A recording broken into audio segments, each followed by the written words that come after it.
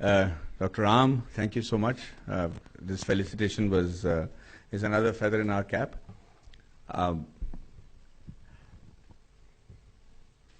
every time I go to a meet and I talk, everybody expects me to give a motivational talk. Thanks to this video that you uploaded onto YouTube, and now I'm afraid I won't be as wise in every talk that I give. So apologies if I'm not making too much sense as much as I did in that speech. But it always is a derivative of what kind of questions that are asked to you, and it's always important for people who speak to know the mood and the profiling of the people that he's speaking with before he starts to make sense. So most of the times I generally like to speak less, and I'd like the questions to be fired at me so that I know what it is that you're expecting from this afternoon. Salakadus was, of course, a labor of love, as was Iridi Sutra, both Tamil and in Hindi. It was, whenever you try to break the lines, you try to surpass the boundaries that are usually set by the higher-ups, the older people, the wiser men in your society, or in the field of profession that you're in, the resistance is going to be very, very tough, simply because there is this Aristotelish feeling of, say, hey, we've been there, we have done that, we know what we are saying, so listen to us. This will not work. That's the generation of achievers who have achieved what they have done several years ago. And that barrier is there for two reasons. One is because they think that you guys, like all of us, who are trying to break the rules and come out, are immature and we are like them and we're not going to succeed. The second more important reason is you're actually making them obsolete.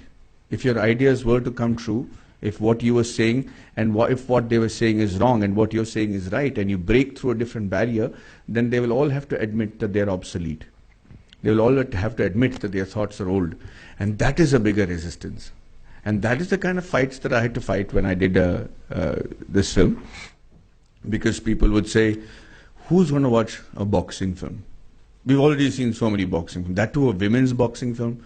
And then, Maddie, you're going to be looking like an old man. You're saying you're going to be her father's age. You're saying that you're not fighting in the film. You're saying that the film is going to be made in Tamil and in Hindi. And so every possible reason for not making the film was given to me. They said, we can't put that much money into the film. Who's going to do the World Cup? But three people believed that, and I think the biggest victory is in that. Three people believed that the Indian audiences, the Tamil audiences, were far smarter than what we were crediting them with or what we were giving them in terms of fodder, in terms of entertainment, and that they will lap it up when we give it to them in this form. So, have any of you all seen the film? Can I see those of you who have not seen the film?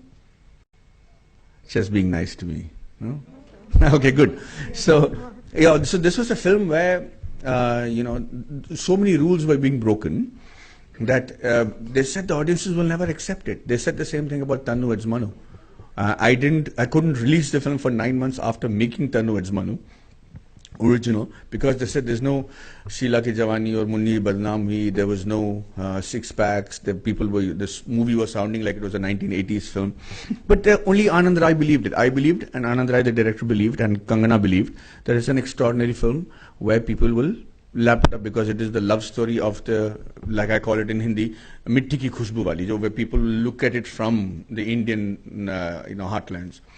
Until then, all the love stories were what Yash Raj showed us, and everything, all the love stories are happening in the US, and like we never had any love stories in India. So I was very against that. So, but it was a tough fight. You put in your money, you put in all your wealth, and you put in your conviction, and before it can be validated, you have to go through this little channel where people are telling you, can't be done, won't be watched, not be enjoyed. And that's always going to happen to every new idea that you come up with in your life. It probably has already, trying to convince your parents or convince your brothers or convince your family members that this is what you really want to do. And this is going to be a battle that you're going to fight all your life. So I think you should just get your weapons ready and understand. I think understanding the fact that there will be resistance from the most important quarters is the first battle that you've won. Understand that there will be.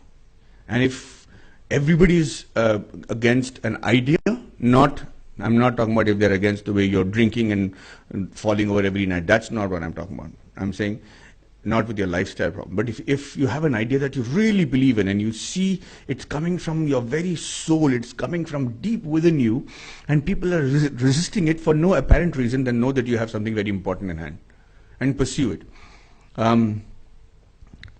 I came to a point in my life with this film where I wasn't able to find a producer.